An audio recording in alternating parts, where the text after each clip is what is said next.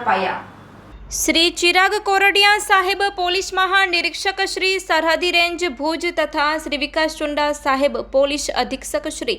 પશ્ચિમ કચ્છ નાઓએ આધાર પુરાવા વગરની ચીજવસ્તુની થતી હેરફેર રોકવા અને આવી પ્રવૃત્તિ કરતા ઇસમો વિરુદ્ધ કાયદેસરની કાર્યવાહી કરવા માટે સૂચના આપેલી હોય જે અનુસંધાને લોકલ ક્રાઇમ બ્રાન્ચ પશ્ચિમ કચ્છ ભુજના incharge police inspector Shri HR Jethi saheb તથા police sub inspector Shri JB Jadav saheb નાઓના માર્ગદર્શન હેઠળ police head constable Lilabhai Desai, Mulrajbhai Gadhvi તથા સૂરજભાઈ વેકડા નાઓ માંડવી શહેર વિસ્તારમાં પેટ્રોલિંગમાં હતા।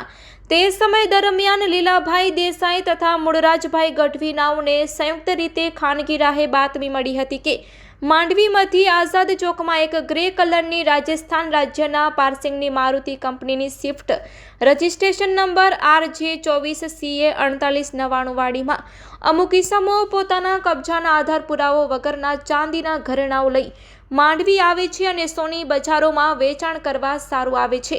જેથી મળેલી હકીકત અંગે તુરંત જ વર્કઆઉટ કરી તપાસ કરતા કીર્તિક રમેશભાઈ સોની, કીર્તિભાઈ સુરેશભાઈ સોની તથા કરણસિંહ મોહનસિંહ રાજપૂત વાળાઓ મળી આવેલ અને મજકૂર ઇસમોના કબજામાંથી ચાંદીના અલગ અલગ ઘરેણાઓ વજન 25 કિલો 900 ગ્રામ મળી આવેલ હતું, જેથી મજકૂર ઇસમો પાસે આ ચાંદીના ઘરેણાઓ બાબતેના આધાર પુરાવાઓની માંગણી કરતા મળી આવેલ મુદ્દામાલના સચોટ બિલો રજૂ નહીં કરતા મજકૂર ઇસમોના કબજામાંથી મળી આવેલો મુદ્દામાલ BNSSની કલમ અનુસાર કબજે કરી ઇસમોને BNSSની કલમ અનુસાર અટક કરી આગળની કાર્યવાહી હાથ ધરવામાં આવેલ છે।